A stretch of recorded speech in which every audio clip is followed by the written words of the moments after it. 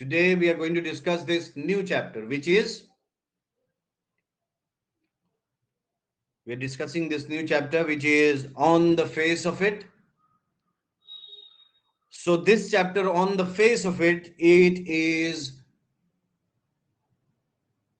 a play in which the main thing that has been highlighted is the negativities of life. We as humans, we generally tend to focus more on the negative side of the things, negative sides of the life, and we forget about the boons and bounties of the nature, the good things that the nature has provided, the beautiful things that are around us, and we focus more on the negative side, because of which we feel the pain of life. We are depressed. We try to run away from the problems of the life. So, in a sense, this whole chapter, it tries to raise this issue of people thinking more about the negative aspect of the life. ठीक है? Yes, class. Is it okay? So shall we start this chapter now? Yes, sir. Okay, so once again, the name of the chapter is On the Face of It, written by Susan Hill. And here, if you go through the textbook, it says this is a play featuring an old man and a small boy meeting in the farmer's garden. कह रहा है कि this play is written by Susan Hill and this features an old man. ये एक बूढ़े आदमी को feature करता है, यानी इसमें एक बूढ़ा आदमी है और एक छोटा बच्चा है जो कि इस पहले वाले आदमी के गार्डन में है। यानी कौन? जो बूढ़ा आदमी है उसके गार्डन में इन लोगों की मुलाकात होती है, इस बच्चे की और उस बूढ़े आदमी की। The old man strikes up a friendship with the boy who is very withdrawn and defiant. तो ये जो बूढ़ा आदमी है, ये जब मुलाकात होती है तो वो बच्चा जो है वो कुछ कमियों की वजह से बहुत ही क्या होता है, विड्रॉन होता है, यानी अपने आप को पीछे खींचे हुए, अपने आप को लिए दिए, खुल करके ओपन नहीं हो रहा है। और डिफाइंट, डिफाइंट यानी कोई भी कमी अगर आपके अंदर हो, किसी तरह की फिजिकल कमी हो, तो डिफिशियंट समझ लीजिए, तो किसी चीज में कमी हो, उसकी वजह से वो लड़का जो है वो बहुत खिंचा खिंचा सा है, लोगों के बीच में खुल करके नहीं आता है। और वो चाहता, वो जो ओल्ड मैन है समझ जाता है कि वो बच्चा ऐसा कर रहा है, तो वो कोशिश करता बनाने की और उसको इस थॉट से बाहर लाने की। ये जो नेगेटिव थॉट वो उस बच्चे के अंदर पनप रहा है, उससे उसको बाहर लाने की कोशिश करता है। So what is the bond that unites the two? तो ये पूरा चैप्टर इस सवाल पे बेस्ड है कि what is the bond that unites the two of them. उन दोनों को वो कौन सा बॉन्ड है, कौन सा कॉमन चीज है जो उन दोनों को आपस में जोड़ती है, करीब करती है। सो चूंकि मैंने पढ़ रखा है तो मैं बता दूं आपको कि पहले से इसकी स्टोरी क्या है। इसकी स्टोरी ये है कि इसमें एक मिस्टर लैम्ब हैं जो बूढ़े आदमी हैं, और वो छोटा सा बच्चा है जिसका नाम है डेरी। तो मिस्टर लैम्ब वो ऑलरेडी एक अपाहिज आदमी है, हैंडीकैप्ड आदमी है, और उनका पैर जो है वो किसी जमाने में सोल्जर ही वाज, और और वहां पर बम में चला गया है, उड़ गया है, और उनके पास पैर नहीं है, तो उनके पैर में लोहे का पैर लगा हुआ है। और ये जो बच्चा है डेरी, वो उसका चेहरा एसिड से जल गया है। तो यानी इन दोनों के अंदर कोई ना कोई कमी है, और शायद वही वो बॉन्ड है जो उन दोनों को करीब लाता है। प्लस वो ओल्ड मैन, उसने अपनी जिंदगी जिया है इस कमी के साथ, तो वो जानता है कि इसका नेगेटिव और पॉजिटिव क्या है और कैसे उसके साथ जीना है। तो वो जब उस बच्चे से मिलता है, जो कि छोटा बच्चा है, उसका चेहरा एसिड से जल गया है, तो वो बहुत ज्यादा खिंचा खिंचा सा है। तो वो उसको कन्विंस करने की कोशिश करता है कि आप जैसे दिखते हो वो ज्यादा मैटर नहीं करता है, बल्कि आप पर्सनालिटी वाइज अंदर से अपनी सोल से कैसे हो वो ज्यादा मैटर करता है। और प्लस वो और कन्विंस करता है और उसको बताने की कोशिश करता है कि दुनिया में कितनी अच्छी अच्छी चीजें हैं जो नेचर ने हमें प्रोवाइड करी हैं। In the view of, if we talk about animals, we talk about plants, we talk about flowers and all the other things. तो इन सब बातों को करते हुए वो उस बच्चे को कन्विंस करने की कोशिश करता है। ठीक है? All right. Yes, sir. So the text now, let's read the text. So scene 1, पहला सीन शुरू होता है wherein Mr. Lamb's garden. तो अब ये सीन कहां पर हो रहा है? मिस्टर लैम्ब का गार्डन है, उनका घर है और उसके बाहर उनका गार्डन है। Mr. Lamb's garden, there is an occasional sound of bird song and of the leaves, tree leaves rustling. तो मिस्टर लैम्ब के गार्डन में हम आ गए हैं, ये अब सीन पहला शुरू हो रहा है और इसमें अकेजनल साउंड ऑफ बर्ड सॉन्ग, तो चिड़िया जो है वो चहचहा रही हैं, वो गाना गा रही हैं, वो बोल रही हैं, और पेड़ की जो पत्तियां हैं वो आपस में रगड़ रही हैं, तो उनसे जो आवाज निकल रही है दैट इज रस्टलिंग। तो रस्टलिंग ऑफ लीव्स है, बर्ड के सॉन्ग्स हैं, गार्डन का माहौल है। Derry's footsteps are heard as he walks slowly and tentatively. Derry की के पैरों की आवाज हमें सुनाई देती है और वो धीरे धीरे चलने की कोशिश कर रहा है, और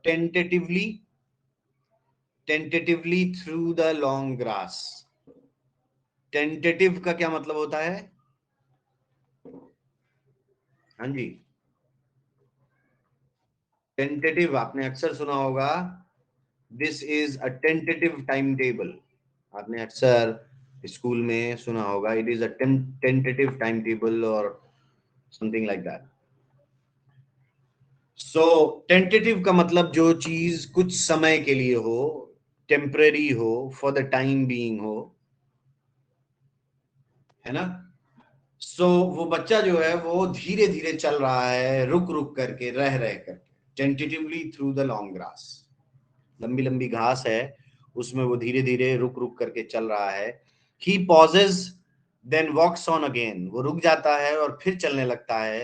ही comes around a screen of bushes, वो झाड़ियों के पास आ जाता है। So that when mister Lamb speaks to him he is close at hand and Derry is startled. और वो धीरे धीरे झाड़ियों के पास आ जाता है ताकि मिस्टर लैम्ब अगर बोलें तो करीब हो उसके, लेकिन तभी डेरी स्टार्टल्ड हो जाता है, चौंक जाता है, क्योंकि वो समझ रहा होता है कि वहां कोई नहीं है, लेकिन तभी डेरी को कोई आवाज सुनाई देती है और वो चौंक जाता है। तो आवाज किसकी है? Now the conversation starts. Mister lamb, mind the apples. Mister lamb बोलते हैं कि एप्पल्स को बचा करके चलना, माइंड द एप्पल्स, उनसे बच करके। Derry, what, who's that, who's there, कौन, क्या है, कौन है वहां पर? Mister Lamb, Lamb's my name, मेरा नाम लैम्ब है। माइंड द एप्पल्स, एप्पल्स को बचा के चलना। क्रैब एप्पल्स दोज आर, वो एप्पल्स की क्वालिटी है, ब्रीड है कि वो क्रैब एप्पल है। Wind falls in the long grass, you could trip, कि वो हवा से ये क्रैब एप्पल्स टूट करके गिर गए हैं इस लंबी लंबी घास में, तो तुम उन क्रैब एप्पल्स पे चढ़ जाओगे या तुम उनको कचल दोगे, तो उनसे कुचल दोगे, उनसे बच करके चलो।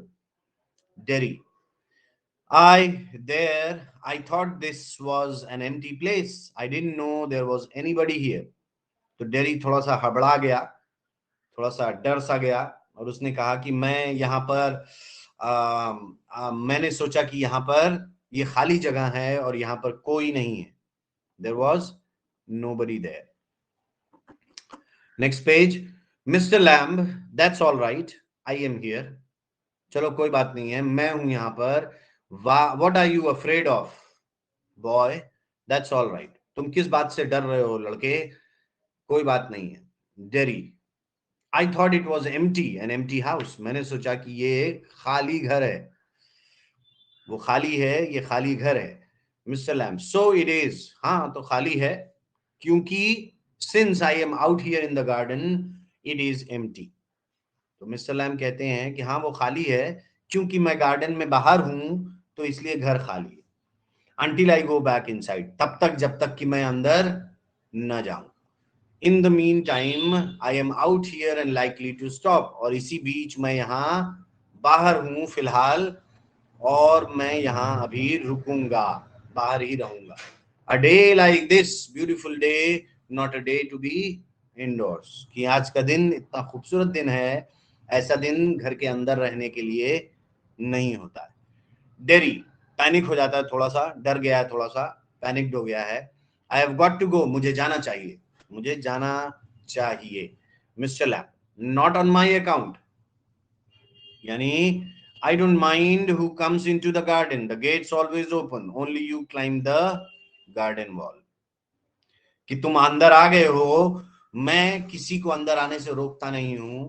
गेट हमेशा मेरा खुला रहता है, लेकिन तुम दीवार चढ़कर आए हो. Only you climb the garden wall. तुम दीवार चढ़कर आए हो, जबकि गेट ऑलरेडी खुला हुआ है. डेरी गुस्सा होकर के बोलता है कि यू वर वॉचिंग मी, यानी तुम मुझे देख रहे थे और फिर भी तुमने जो है कुछ बोला नहीं, कोई आवाज नहीं किया, यानी तुम आने, मेरे अंदर आ जाने का इंतजार कर रहे थे ताकि पकड़ पाओ मुझको. समथिंग इस तरह की कुछ सोच से वो गुस्सा हो गया और कहा कि you were watching me. Mister Lamb, I saw you, मैंने देखा था तुम्हें, बट द गेट्स ओपन, लेकिन दरवाजा खुला हुआ है. ऑल वेलकम, सबका वेलकम है यहाँ पर. यू आर वेलकम, तुम्हारा भी यहाँ पर वेलकम है. I sit here, I like sitting, मैं यहाँ बैठता हूँ, मैं यहाँ बैठना पसंद करता हूँ. Dairy, I had not come to steal anything. मैं यहाँ कुछ चुराने नहीं आया हूँ. Mister Lamb, no no, the young lads steal. मैं नहीं कह रहा हूँ कि तुम कुछ चुराने आए हो, लेकिन जो यंग बच्चे यहाँ आते हैं वो चुरा लेते हैं. क्या? स्क्रम्प द एप्पल्स, वो एप्पल्स चुरा लेते हैं या उनको कुचल करके खराब कर देते हैं. You are not so young, तुम इतने यंग भी नहीं हो कि तुम समझ ना पाओ और उनको कुचल ना दो. अरे उसको, उनको कुचल दो. ठीक है जी, सुन रहे हैं? Yes Yes, sir. ओके. सो तुम इतने छोटे भी नहीं हो कि तुम उनको कुचल दो या तुमको उनको चुरा ले जाओ. स्क्रम का मतलब एक तरीके से चुरा ले जाना. So you not so young, तुम इतने छोटे भी नहीं हो कि तुम चुरा ले जाओ. Then Derry said, I just wanted to come into the garden. मैं सिर्फ यहाँ अंदर आना चाहता था, गार्डन में अंदर आना चाहता था. So you did. हाँ तो तुम अंदर आ गए हो. Here we are. अब हम यहाँ पर हैं. अब क्या? Then you don't know who I am. आप नहीं जानते मैं कौन हूँ. डेरी ने बोला. तो लैम ने कहा, a boy 13 or so. हाँ तुम एक लड़के हो 13 साल के या उसी के आसपास के. Dairy 14. But I have got to go now. Goodbye. Dairy ने कहा 14, और फिर थोड़ा रुक के उसने कहा कि मुझे जाना चाहिए. Good bye. Mister Lamb, nothing to be afraid of, just a garden, just me. तो मिस्टर लैम ने उससे कहा कि कुछ भी डरने जैसा यहाँ पर नहीं है, ये सिर्फ एक गार्डन है और यहाँ पर सिर्फ मैं हूं. Dairy, but I am not afraid. तो फिर डेरी ने कहा कि मैं डरा हुआ नहीं हूं, मैं डरता नहीं हूं. People are afraid of me, लोग मुझसे डरते हैं। थोड़ा रुक करके उसने कहा कि लोग मुझसे डरते हैं, मैं डरा हुआ नहीं हूं। Mister Lamb, why should that be? अच्छा, तो लोग तुमसे डरते हैं, लेकिन ऐसा क्यों है कि लोग तुमसे डरते हैं? Why should that be? Derry, everyone is, सभी लोग। It doesn't matter who they are, फर्क नहीं पड़ता कि वो कौन है, लेकिन वो सारे मुझसे डरते हैं। और व्हाट दे से, या वो क्या कहते हैं। हाउ दे लुक, वो कैसे दिखते हैं, इससे मतलब नहीं होता। सब के सब मुझसे डरते हैं। हाउ दे प्रिटेंड, वो कैसा दर्शाते हैं, इससे भी कोई फर्क नहीं पड़ता। I know, I can see, मैं जानता हूं, मैं देख सकता हूं, या मैं महसूस कर सकता हूं कि लोग मुझसे डरते हैं। मिस्टर लैम, सी व्हाट, तुम क्या देख सकते हो? डेरी, व्हाट दे थिंक, जो वो सोचते हैं। Mister Lamb, what do they think then, तो वो क्या सोचते हैं? Derry, you think here's a boy, तो तुम सोचते हो, डेरी बोलता है, तुम सोचते हो कि यहाँ एक लड़का है। फिर तुम मुझे देखते हो, you look at me, and then you see my face, और फिर तुम मेरा चेहरा देखते हो, एंड यू थिंक, फिर तुम सोचते हो, that's bad, that's a terrible thing, कि वो बड़ा ही खराब है, बहुत ही बुरी चीज है। That's the ugliest thing I have ever seen, ये सबसे खराब और फुअड़ चीज है जो मैंने अब तक देखी है। यू थिंक, और तुम सोचते हो, पुअर बॉय, बेचारा बच्चा, बट आई एम नॉट, लेकिन मैं पुअर नहीं हूं, मैं बेचारा नहीं हूं। Not poor, underneath you are afraid, और ऐसा सोचते हुए एक्चुअली में मन ही मन अंदर से तुम डरते हो। एनीबडी वुड बी, कोई भी मुझसे डरेगा। आई एम, मैं भी अपने आप से डरता हूं। When I look in the mirror, जब मैं अपने आप को मिरर में देखता हूं, तो मैं भी, I and see it, I am afraid of me, मैं अपने आप से डरता हूं। No, not the whole of you, not of you, कि यानी तुम अपने आप से पूरे से नहीं डरते हो, सिर्फ अपने चेहरे से डरते हो, अपनी पूरी पर्सनालिटी से नहीं डरते हो। डेरी, यस, पॉज, तो डेरी यस बोलता है, फिर रुक जाता है। मिस्टर लैम फिर बोलते हैं, letter on when it's a bit cooler, तो वो थोड़ा सा बात को बदलने की कोशिश करते हैं और थोड़ा दूसरी बात करने की कोशिश करते हैं ताकि वो बच्चा बहल जाए। Later on when it's a bit cooler, I will get the ladder and a stick and pull down those crab apples, they are ripe for it, I make jelly, it's a good time of year, September, look at them, orange and golden, that's magic fruit, I often say, but it's been best picked and made into jelly. You could give me a hand. तो Jerry बात बदल करके कहते हैं कि जब थोड़ा ठंडा हो जाएगा, कुछ देर के बाद जब थोड़ा ठंडा हो जाएगा मौसम, तो मैं एक सीढ़ी लेके आऊंगा और एक डंडा लेके आऊंगा, a ladder and a stick, and pull down, और उन क्रैब एप्पल्स को तोड़ लूंगा। चूंकि वो they are ripe for it, वो पक चुके हैं। आई मेक जेली, मैं जेली बनाता हूं उनसे। टाइम ऑफ ईयर, सितंबर, तो ये सितंबर जो है साल का बड़ा अच्छा समय है, और मैं उनसे इन क्रैब एप्पल्स को, और मैं उनसे जेली बनाता हूँ। लुक एट देम, उनकी तरफ देखो, ऑरेंज एंड गोल्डन, यानी वो जो क्रैब एप्पल्स हैं वो ऑरेंज और गोल्डन कलर के हैं। दैट्स मैजिक फ्रूट, यानी बड़ा अच्छा फ्रूट है, ये मैजिकल फ्रूट है। आई ऑफन से, मैं हमेशा कहता हूँ, हमेशा नहीं, ऑफन का मतलब कभी कभार, but it's best picked and made into jelly, लेकिन सबसे अच्छा तो ये होता है कि आप उनको तोड़ करके उनको जेली में बदल दीजिए। You could give me a hand, और ऐसा करने के लिए तुम मेरा हाथ बटा सकते हो। You could give me a hand, यानी मुझे हेल्प कर सकते हो, मेरा हाथ बटा सकते हो। Dairy, what have you change the subject for, तो डेडी ने पकड़ लिया कि मिस्टर लैम जो है वो सब्जेक्ट बदल रहे हैं, यानी टॉपिक जो है वो चेंज कर दिया उन्होंने। और वो कहता है कि तुमने सब्जेक्ट क्यों बदल दिया? पीपल ऑलवेज डू दैट, लोग हमेशा ऐसा ही करते हैं। Why don't you ask me, क्यों नहीं तुम मुझसे डायरेक्टली पूछ लेते हो?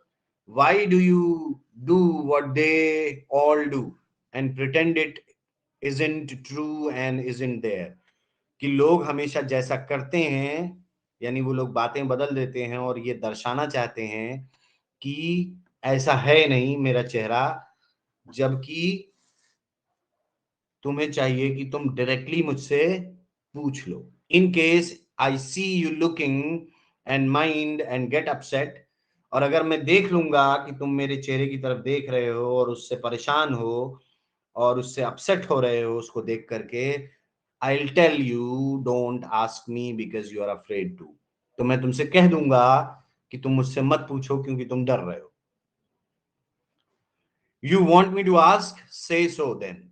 तुम मुझसे पूछना चाहते, तुम चाहते हो कि मैं पूछूं, तो फिर बताओ. I don't like being with people, any people. तो वो लड़का कहता है कि मैं लोगों से के साथ रहना पसंद नहीं करता हूं, किसी के साथ भी.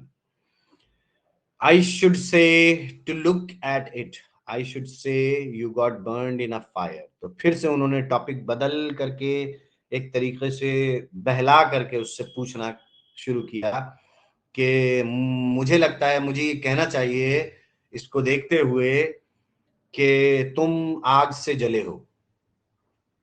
डेरी तब कहता है नॉट इन अ फायर, आग से नहीं जला हूं. I got acid all down that side of my face, कि मेरे इस फेस पर एसिड गिर गया था. And it burned it all away, और उस वजह से इसने पूरा चेहरा जला दिया है उस साइड का. It ate my face up, वो मेरे चेहरे को खा गया है. एंड अप, और उसने मुझे भी खा लिया है. Underline this, it ate my face up, it ate me up. क्या मतलब हुआ इसका? It ate me up, it ate me up. उसने मेरा चेहरा खा, पहले तो उसने उसने कहा कि उसने मेरा चेहरा खा लिया है एसिड ने, लेकिन फिर कहता है इट एट मी अप. क्या मतलब हुआ? Yes class, it ate me up का क्या मतलब है? Saud, Abhishek, Nitesh, Himanshu, Sudeep, Aditya, come on speak up.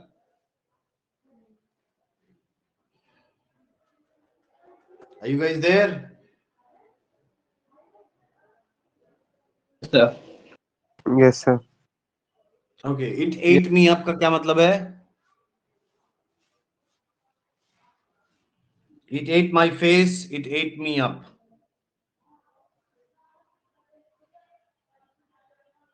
हाँ जी, बताइए जल्दी से. उस एसिड ने उसको खा लिया है, क्या मतलब हुआ खराब इसका? कर दिया है। हाँ, ये तो डायरेक्ट कह रहा है कि इट एट माई फेस, यानी वो मेरा चेहरा खा गया, यानी मेरे चेहरे को खराब कर दिया एसिड ने.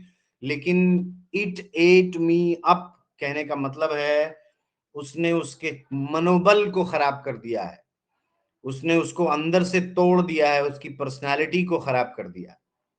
चेहरा तो जो खराब किया है खराब ही किया है, बाहर से दिखने में चेहरा खराब हुआ है, पर एक्चुअली अंदर से खोखला कर दिया है, अंदर से कमजोर कर दिया है, अंदर से मनोबल तोड़ दिया है उसका. ठीक है?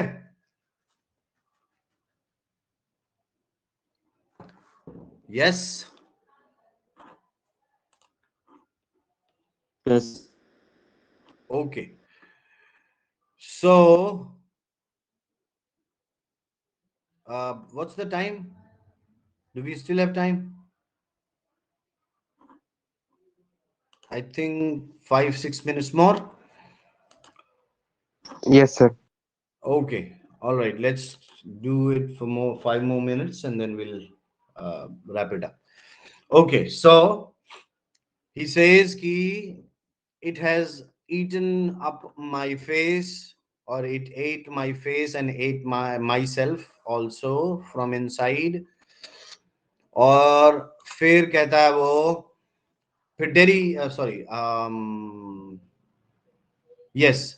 So Derry says it ate my face up, it ate me up, and now it's like this, and it won't ever be any different. और अब ये ऐसा ही दिखता है या ऐसा ही है, और अब ये कभी भी ठीक नहीं होने वाला, कभी भी कुछ और फर्क नहीं हो जाने वाला है, अब तो मेरा चेहरा जैसा है वैसा ही। Mister Lamb, no, aren't you interested? Derry ने पूछा फिर कि क्या आप इंटरेस्टेड नहीं हो? मिस्टर लैम कहता है, you are a boy who came into the garden, तुम एक लड़के हो जो मेरे गार्डन में आए। Plenty do, I am interested in everybody, और मैं तकरीबन सब में इंटरेस्ट लेता हूं, एनीथिंग, हर चीज में। जो कुछ यहाँ पर मौजूद है मेरे गार्डन में, या जो लोग मेरे गार्डन में आते हैं, मैं सब में इंटरेस्ट लेता हूँ। There is nothing God made that doesn't interest me, और ऐसी कोई भी चीज नहीं है जो भगवान ने बनाई हो और जो मुझे इंटरेस्टिंग न लगती हो, जिसको मैं पसंद न करता हूं। लुक ओवर देयर, वहां देखो। ओवर बिसाइड द वॉल, दीवार के पास। व्हाट कैन यू सी, तुम क्या देख रहे हो वहां पर? डेरी, रबिश, वहां पर कूड़ा कबाड़ा है। मिस्टर लैम, रबिश नहीं, रबिश नहीं है। Look boy, look, what do you see, सही से देखो, क्या देख रहे हो? डेरी, just grass and stuff, weeds, वहां पर घास वगैरह है, और वहां क्या है? वीड्स हैं। वीड का मतलब, वीड जानते होंगे ना? Weed is unwanted plant. Exactly, unwanted plants, यानी वो प्लांट्स जो यूजफुल नहीं है, या जो उगाए नहीं गए हैं, किसी मकसद के नहीं हैं, जंगली टाइप हैं। सो मिस्टर लैम सेज, जब बच्चा कहता है कि वहां पर घास पड़ी हुई है, रबिश है, और सिर्फ वीड है, अनवांटेड प्लांट्स हैं, तब मिस्टर लैम कहते हैं, सम कॉल देम वीड्स, कुछ लोग उन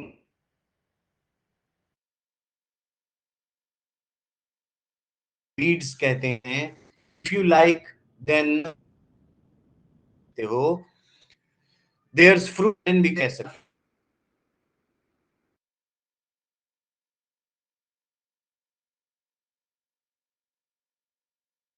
ट्रीज भी है, और हर्ब हैं, और वीड्स हैं, बट ओवर देयर, लेकिन उसमें वीड्स देयर आता हूं। One green growing plant called a weed,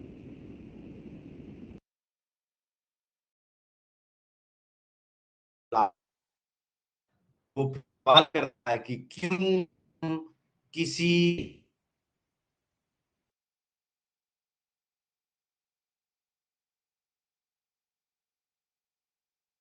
sir clear voice नहीं आ रहा है।